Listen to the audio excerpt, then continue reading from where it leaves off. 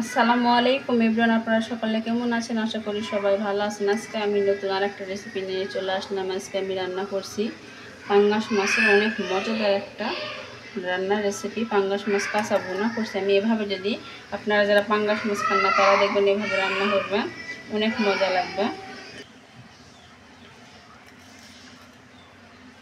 চলুন মূল রেসিপিতে চলে যাই।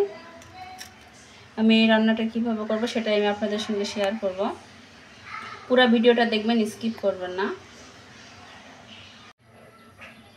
আজকে আমি পাঙ্গাস মাছ রান্না করব, সেটাই আমি আপনাদের সঙ্গে শেয়ার করব। মাছগুলো আমি একদম কেটে ধুয়ে পরিষ্কার করে নিয়েছি। দেখুন, আজকে আমি মাছ ভাজবো না, কাঁচা রান্না করব, সেটাই আমি আপনাদের সঙ্গে শেয়ার করব। পাঙ্গাস মাছ ভুনা করার জন্য আমি এখানে কী কিনেছি সেটা দেখে।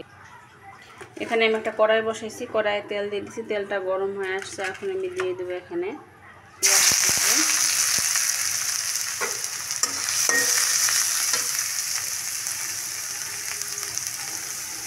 রসুন কুচি। পেঁয়াজ রসুনটা আমি সুন্দর করে একদম ব্রাউন কালার করে ভেজে নেব।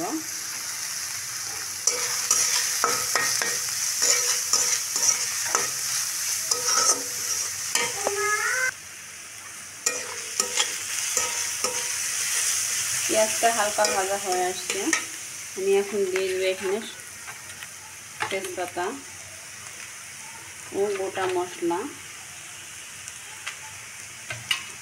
এভাবে যে কোনো কাঁচা মাছ আপনারা যদি ভুনা করেন, পাঙ্গাস বা দেখবেন গরম মশলা সব দিয়ে দেওয়ার চেষ্টা করবেন। দেখবেন কাঁচা মাছ এভাবে ভুনা করলে অনেক টেস্ট হয়। আর ভাজি যদি ভুনা করেন তাহলে এগুলো না দিলেও চলবে, কিন্তু ভাজা মাছ ভুনা করলে ওটা একরকম টেস্ট, এভাবে আর একরকম টেস্ট। আসলে আমার রান্নাগুলো যদি আপনাদের কাছে ভালো লেগে থাকে তাহলে দয়া করে একটা লাইক, কমেন্ট, আর যারা নতুন প্লিজ একটা সাবস্ক্রাইব করবেন। আর এভাবে একদিন যারা আপনারা পাঙ্গাস মাছ খেতে পছন্দ করেন না তারাও দেখবেন এভাবে যদি পাঙ্গাস মাছ যদি রান্না করেন অনেক মজা লাগবে। এখন আমি দিয়ে দিব আস্ত জিরে,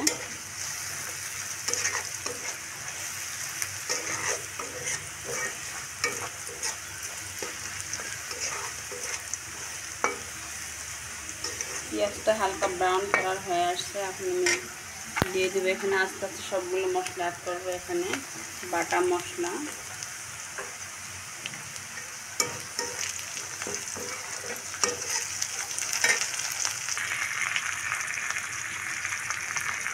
দিয়ে দেবো এখানে হলুদের গুঁড়া, লবণ,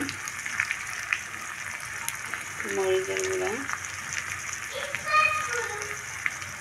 পাঙ্গাস মাছের মধ্যে মরিচটা একটু বাড়াই দেওয়া লাগবে, ধনিয়া গুঁড়া, আর সামান্য একটু পানি, যে পানির মধ্যে শুধু আমি পেঁয়াজ আর মশলাটা কষে নেব।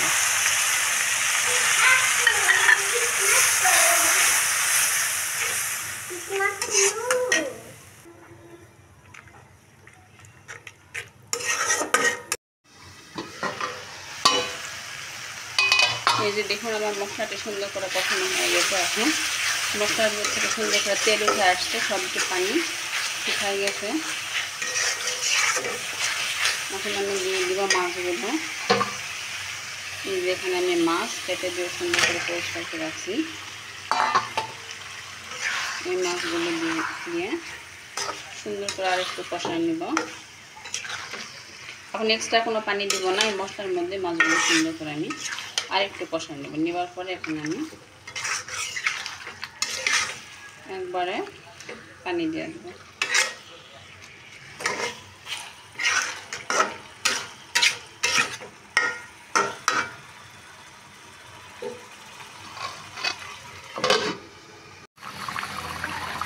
এই যে দেখুন আমি মাছটা কষায় আর সামান্য একটু পানি দিচ্ছি।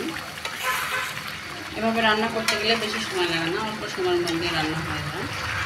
আর ঝোলটা বেশি রাখবেন না, একদম গাঢ় গাঢ় মাখো মাখো। এখন আমি তরকারিটা নামিয়ে নেব। আমার তরকারিটা হয়ে গেছে, এটা আমি পরিবেশন করে দেখিয়ে দিচ্ছি আপনাদের আমার তরকারিটা কেমন হয়েছে।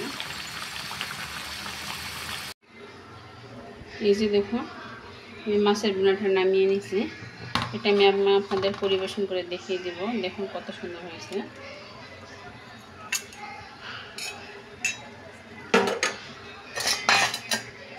এভাবে আপনারা যারা পাঙ্গাস মাছও খায় না তারাও দেখবেন এভাবে মাছ রান্না করলে অনেক পছন্দ লাগবে আপনাদের।